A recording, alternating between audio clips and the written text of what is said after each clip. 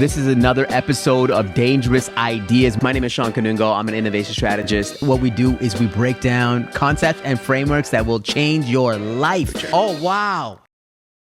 Hey everyone, my name is Shawn, and this is another episode of Dangerous Ideas. In this podcast, what we do is we break down concepts and frameworks that will change your life, change your business, change your career, but most importantly, change your life.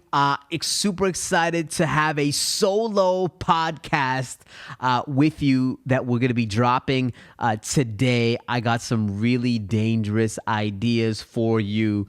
And I'm going to talk a little bit about the trip that I did with my wife, Deepa, this past weekend. It was her 40th birthday. We went down to Vancouver, just me and her. And I got some really cool stories that I want to share about that particular trip to you, to the listeners of this pod. So let's get into the first dangerous idea, which is that we are entering into the age of infinite leverage,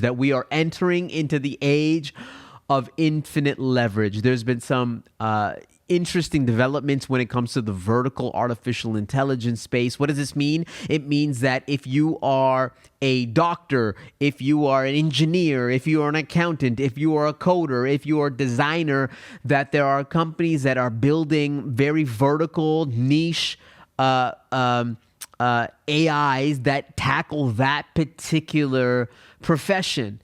And I thought that the gentleman on the All In podcast hosted by Jason Calacanis did a really great job at breaking down the impact, the implications of the fact that we are moving into the age of infinite leverage. Drop the clip. The other way it may go, Jason, is you have a lawyer that has 50 associates working for them through the AI. So you don't replace the lawyer, you don't replace the software engineer. The software engineer levels up. And now the software engineer has 50 engineers available, 50 agents running, doing tasks for them. Because you do still need humans with domain expertise and creativity to think through architecture, to think through process, and to make sure that the AI agents are doing their job. So I think what it creates is extraordinary leverage for people and organizations, which is why generally economic productivity goes up. People don't lose jobs, they level up. In this phase, the OpEx of companies will probably be cut in half. Mm-hmm. At the limit, I think Jason is actually absolutely right. I think you find that there'll be millions of companies with one person and then a whole layer of software and conductors and agents and bots. That's the future. Did you hear that? That's the future. I have been saying this for years, that we are entering into the age of the individual. The idea that you can do way more with way less, that we have exponential entrepreneurs, that we have exponential founders, exponential accountants, exponential engineers, exponential designers. Today, you can do way more with way less because you have everything at your fingertips. And what's exciting about this is that if you are a world-class accountant, that you can leverage 50 other accountants to help you. And that just levels up your skills when it comes to management of bots, your ability to double down on actually becoming a great, accountant when it comes to dealing with clients, like your interpersonal relationship skills levels up.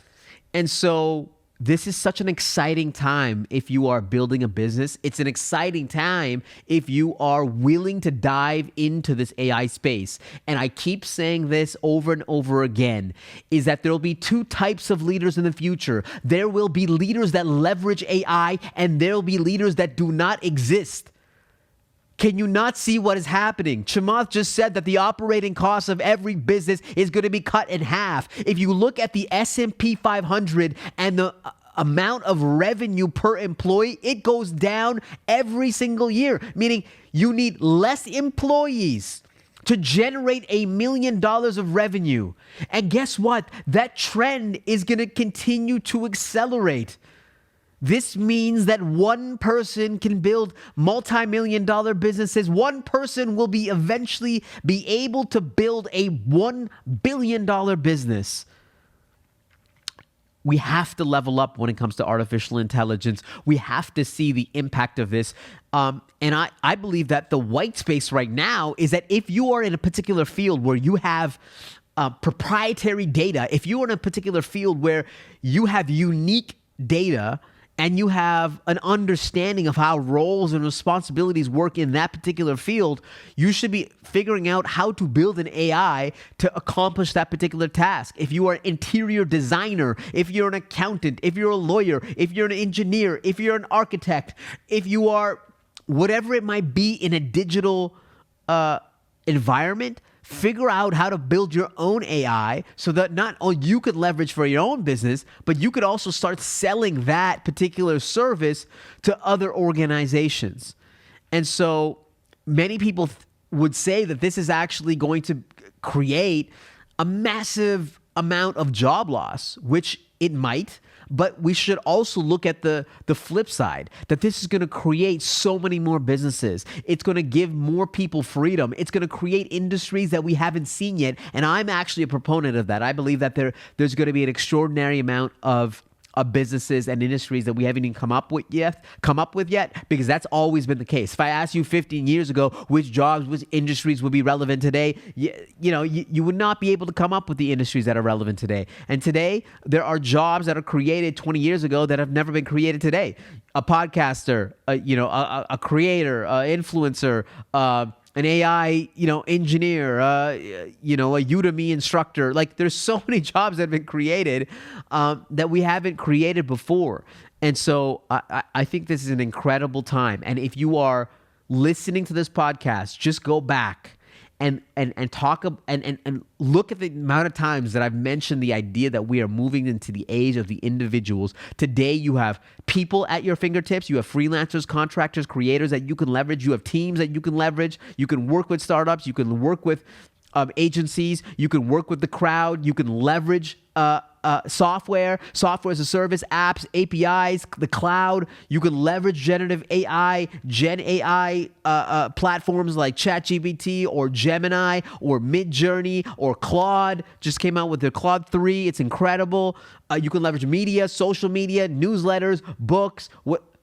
We live I feel like Kyrie after he just shot his left-hand hook. We live in the world of infinite leverage today. Figure it out. It's here. All right. Second idea is that traditional Hollywood is dead. Traditional Hollywood is dead. This morning, I got to give a shout out to the guys, Colin Samir.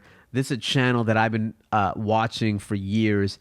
They just dropped a Mr. Beast interview today that is making the rounds because Mr. Beast just announced a new show with Amazon Prime. It's called Beast Games. Actually, let's hear from Mr. Beast and drop the clip. We were doing a streaming show, and we're doing one with Prime. This is actually, we were going to do a press release, but I knew we were going to do this podcast. So I was like, let's just make this podcast a press release. Keep watching. What's the name of the show? Beast Games, right? Okay. I think it fits it perfectly. It's going to be, wow. This will be the first time anyone hears it. It's going to be the largest game show in history with the most contestants any game show's ever had, with the largest cash prize in history. That I'll probably reveal later, but you can imagine what the cash prize was on Squid Game, and it's higher than that. So the largest game show in history, the largest cash prize in history. And to be honest, in my opinion, like the biggest sets in history, it's the biggest everything in history. This show, we have it written now, is mind-blowing. Like, so congratulations to Mr. Beast. Congratulations. You just killed traditional Hollywood. Here's one of the biggest streaming platforms getting a show with Mr. Beast, who is arguably the biggest creator on the planet, making the biggest competition show in history. I saw reports that it's 1,000 participants, $5 million in prize revenue. And the reason why this is so profound, the reason why this is a moment in history, because this is the tipping point. This is the point where you see streaming platforms and the double down on creators. This is the point that you see streaming platforms double down on sports. I mean, you saw what Amazon Prime did earlier this year with the NFL. They paid, I think, $100 million for a game, and on Black Friday, and they integrated it with their their products, and it was such a coup. And I see them getting into sports in a big time way. You see Netflix and what they just announced with their Jake Paul and Mike Tyson fight. They've already invested in Jake Paul. They did a documentary with him. And so you're going to see this more and more where streaming platforms are going to lean on creators because creators have distribution and they're going to be able to access an audience that a younger audience that will want to see the Beast games. And on the flip side, Mr. Beast is going to get a brand new global audience that already has a subscription to Prime, and it's a beautiful integration. And I think this is exciting. I think this is going to be the most watched television show in Prime's history, and it's going to mark the start of creators being part of these streaming platforms. Instead of getting the new Bradley Coopers of the world, they're going to be getting the Emma Chamberlains or the Mr. Beast. So congratulations to Mr. Beast. Congratulations to Colin Samir for getting this interview, for getting this podcast. I think it's absolutely incredible. And, we've been talking, I think Mr. Beast is probably the person that has dropped the most on this podcast because he signifies I think this sort of mark in the world. I think the two things that I talk about the most is AI and Mr. Beast. All the guests have mentioned him as well because it's like this. It's the thing that many people know, but they don't know. Like most people still don't know what Mr. Beast is or who Mr. Beast is. But I think after this Prime piece and after his success on YouTube, like everyone will know who Mr. Beast is. And I think it's incredibly inciting. Beast Games that's coming out. I don't know when it's dropping, but congratulations to everyone involved. And the other piece as to why this is the end of traditional Hollywood is something that we've been talking about for the last podcast and other podcasts, is that the traditional star is dying, that there are very little superstars out there. There are only stars in particular niches. And Mr. Beast is an example of is he a superstar? Is Mr. Beast a superstar? I mean, he's a superstar on YouTube, but YouTube is so big. So he there are people that watch YouTube that have no idea who Mr. Beast is. And yet, would Mr. Beast, I don't know. I just don't know if Mr. Beast is a superstar yet, but he absolutely is a star. And, I think you're going to see more and more of these streaming platforms get stars in their particular niches and sign these deals. So congratulations. And I guess the last thing that I would say to that is that to me, it's funny that somebody like Mr. Beast, who already has a massive platform on YouTube, want to have a streaming service. And it makes sense, right? Because having a show on a streaming platform is scarce. There's status there, right? People know that it's hard to get those particular deals. Even for myself as a content creator, the reason why I wanted to get a special on a streaming platform was because it's scarce. It's hard to do. Anybody can put out a book, anybody can put out a YouTube video, anybody can put out a TikTok video, but to get something on a thumbnail on those streaming platforms in a world that is abundant, that actually proves scarcity. And that's why I wanted it. And, it's proven to be valuable for me too. So it's just funny that like somebody that has massive distribution like Mr. Beast also wants scarcity, right? All right. The next dangerous idea is this idea that you do not have to play by the rules. You do not have to play by the rules. Interesting story. This weekend, my wife, I mentioned at the beginning of the pod that we went to Vancouver for a nice little weekend. My wife was looking for handbags. She's not like somebody that is very bougie. She doesn't spend money on almost anything, but she was looking for a nice handbag. And as it goes, there are many luxury houses that provide some nice handbags. And so we're going to like Louis and Dior and Chanel and looking at all these handbags. We decided to get none of them because it's crazy. I mean, the prices are crazy. But we were walking, and then we went into the Hermes store. Now, If you don't know what Hermes is basically the most supreme luxury house that there is. Everything is handcrafted. It's elegant. It's iconic, and we have one of the craziest retail experiences that we had there, which was basically they wanted to kick us out of the building. Okay, we went in there and we wanted to see one of the purses. So they got two iconic purses, which is the Kelly and the Birkin, and literally the sales associate would not allow us to see the bags. She did not want us to see the bags. In fact, she was like, I can't remember what she said, but she said, she was like, okay, why? She said, like, why are you here? Or what do you want to buy?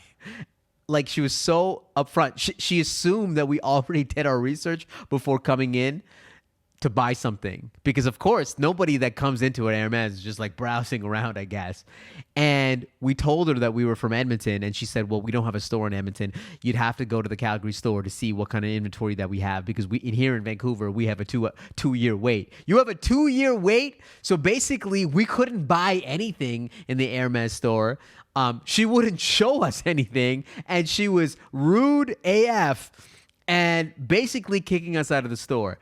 And guess what? Right after going to that and getting that type of experience at Hermes, we were like, damn, we want one.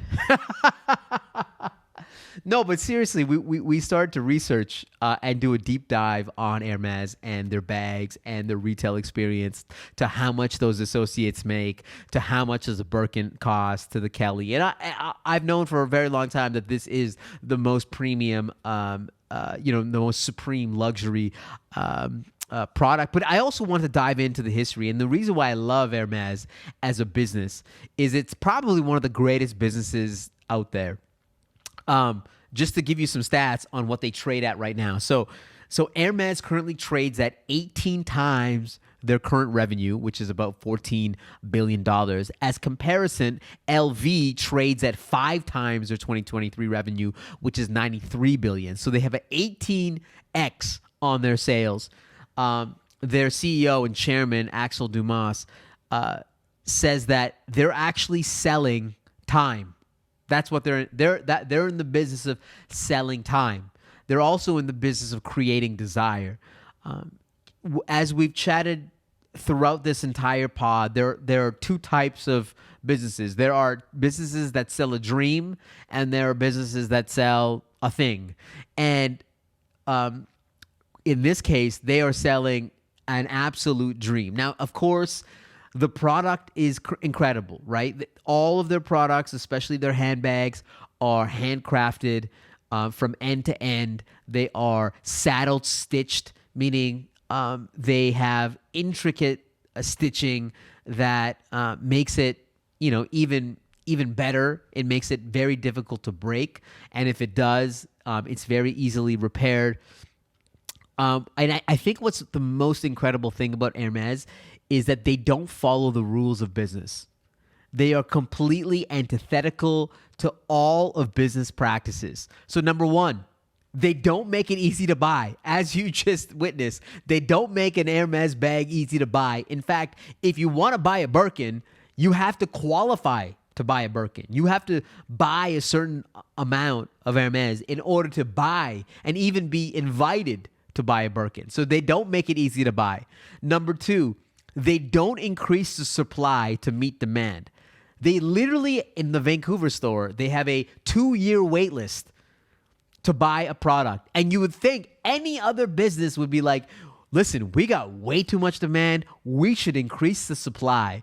But in fact, they don't increase the supply at all. In fact, there was a story, I'll have to find the details to it, but I think they made a particular product in Japan. And so many people were buying this product that they were so disgusted by the fact that so many people had the product that they literally shut the product down. They were like, this is not in line with our history, our heritage, what we want. And so they literally shut it down. Number three is they don't loudly brand their products, right? You don't, if you see a Kelly or a Birkin bag, you have no idea what brand that is from. And it's one of those things that if you know, you know. And so really incredible that in a world where they are building a product that is extraordinarily more expensive than any other handbag, that they have literally no product branding on it, which is crazy. They don't do celebrity endorsements, even though the Kelly and the Birkin are named after celebrities. They don't even have a marketing department. They barely advertise at all. They don't hire consultants.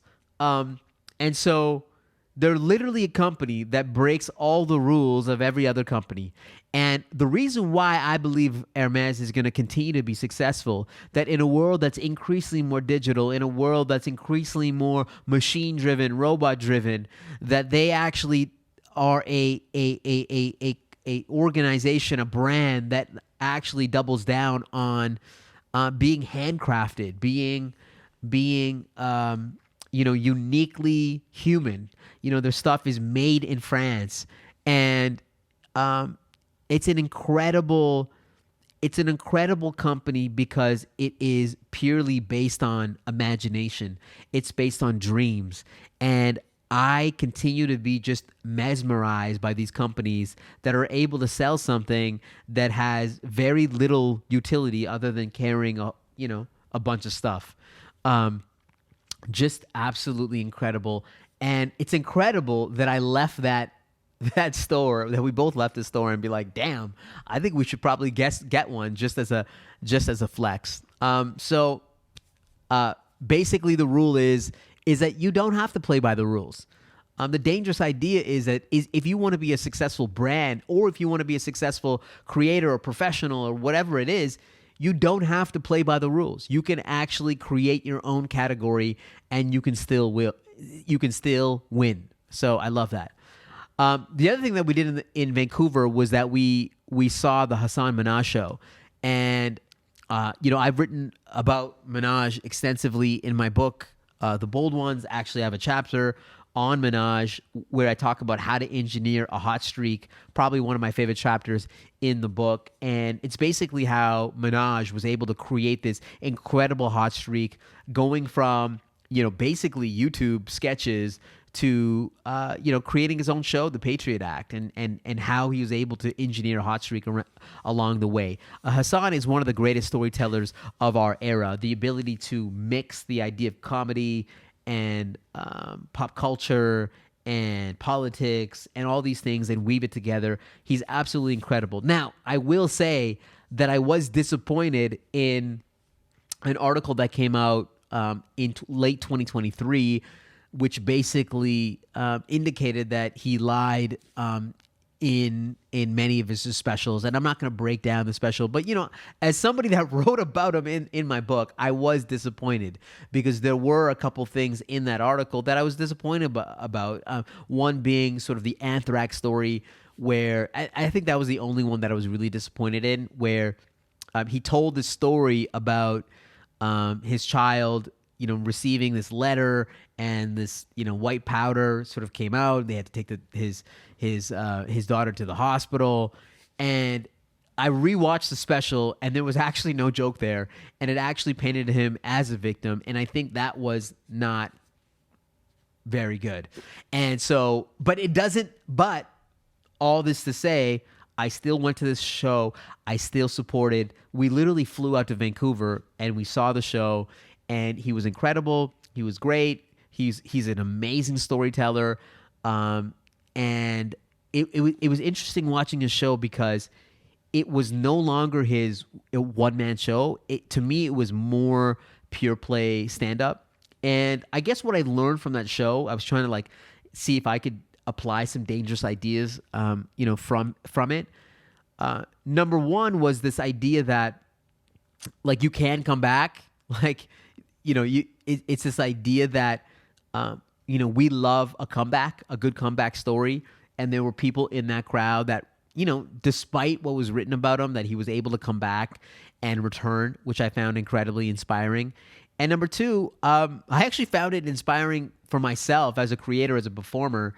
And the fact that he was able to sell out, 3 shows over that weekend to say, the possibility of storytelling can go so far that you're able to sell out these theaters, and I just found it incredibly inspiring. So, great comeback for Hasan, and I'm really happy for him.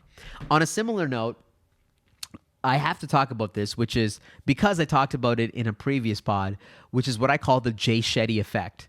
Now, the Jay Shetty Effect is this idea that when somebody else with a better sounding voice or somebody that is higher status that says something, even though that you say it, the person with the higher status, it will just resonate a little bit deeper. This is why I see somebody like Simon Sinek, God bless Simon Sinek, when he says something that is pretty, something that you hear all the time, it gets a lot of shares and likes and comments because of Simon Sinek, and Simon Sinek has weight. And the Jay Shetty Effect is this idea that somebody with a British accent can say something and it sounds way more prophetic than it is, and it gets a lot more views and comments and shares. That's the Jay Shetty Effect. And what's interesting is that Jay Shetty, another brown guy, also got into some hot water last week or a couple weeks ago. There's an article that came out where it talks about the fact that is Jay Shetty actually real? And in the article, they break down a whole bunch of inconsistencies in terms of Jay Shetty's rise. One of the things was he never could pinpoint the date where he heard this other individual speak that sort of influenced him to get to be a monk. He said he was 18, and sometimes he said 21 and 22 in different parts of his interviews. That wasn't the most egregious part. I think probably the most egregious part that they researched was the fact that he plagiarized many other people, in his rise, other inspirational content. This is like an old story because I saw another YouTuber, Nicole Arbor, break this down like 4 or 5 years ago. I think probably the most egregious part is that Jay Shetty has this life coaching program where he makes questionable claims about his credentials. He says that his life program is associated with a number of institutions, and actually after the journalists went and investigated if there was a link, Jay Shetty actually and his team pulled those institutions off the website. The other thing is that they indicated that the life coaching program was accredited by this group called Ofqual, which I don't know what it is, but it's a UK government regulating branch, and it turns out that it has nothing to do with that. And so there were some inconsistencies when it comes to his mentoring program, which I think Jay Shetty has not come out with. And the reason why I guess I'm mentioning this is I hate mentioning this because I would hate to bring down another Indian, and I have a lot of respect for what he's done and the impact that he's made because he has garnered incredible amount of followership. He has given incredible wisdom, and there are 2 arguments to this. My wife had an argument to be like, well, no matter how he got there, he is still impacting millions of people. But on the flip side, and this is what the reporter or the journalist says, is that, well, if you got to where you are by lying and cheating and manipulating people, and you're talking about mental health, is it right? So I get both sides of it. The only reason why I'm mentioning it is that I hate that I had to mention both Hasan and Jay in my fucking special that I dropped on Apple TV and Prime, and these are 2 guys that people compare me to, and so I have to mention it because I mentioned Jay's name. I didn't mention in my book, but I mentioned him in my special where people compare me to both these guys, and they're both in like hot water. So maybe this is like I hope this is not like foreshadowing. And from here on out, if you want to know anything, I want to be super transparent about my rise. I hope I have been. And I want to provide if you think that I'm blowing smoke, please call me out because I have now I compared myself to Jay and Hasan, and they ain't looking too good right now, okay? I'm so glad that I didn't compare myself to Aziz, because Aziz also went through his own controversy. And I don't know why I need to mention this. I don't know. Maybe it's just part of me. Like, I want to talk about the things that I'm thinking about and things that I'm vulnerable about.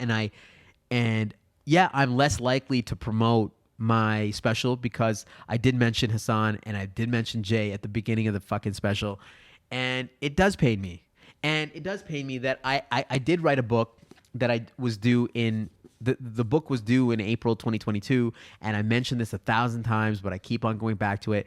I do mention SBF, Sam Bankman-Fried, in this book. I do mention Jay Shetty in this book. And guess what? I wrote a whole chapter on Vladimir Putin in this book, which we actually took out, and which was actually an incredible chapter because Putin's rise is absolutely incredible.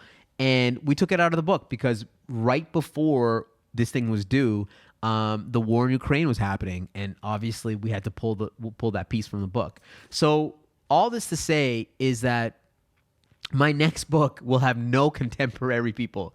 They will have nobody that is actually relevant today because it's too hard. You have no idea what's going to be happening to people. They might get canceled. They might get canceled one day. And it was a lesson learned for me to not mention anybody that is in the culture today. And it's unfortunate because I love being in the culture. I just talked about Mr. Beast at the beginning of this pod. I love what's happening in the AI space. Like, I love what's happening right now. A lot of this pod is based on current events. I love it. But when I build a book, when I make my second book, they will be I will only include people that are dead. Okay? If I mention people in my special, I will only include people and ideas that are dead. Okay, so that they are more timeless. Anyways, the Jay Shetty Effect actually, I think, has more resonance now.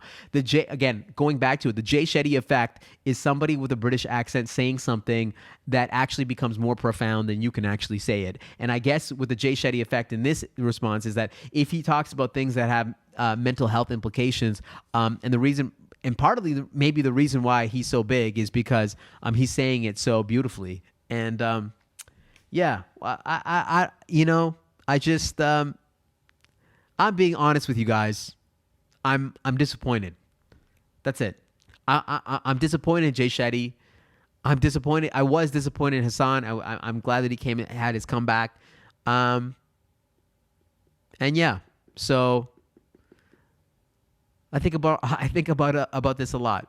Anyways, I appreciate you guys rocking with me on another episode of Dangerous Ideas. The next episode that we're gonna have amazing author and thinker and a speaker. His name is Riaz Mengji. He's got a book that came out in 2022, and he's gonna be flying down from Vancouver, and we're gonna chop it up on authorship. We're going to talk about speaking and a lot more. So stay tuned for that. This was another episode of Dangerous Ideas, and I appreciate you rocking with me. See you later.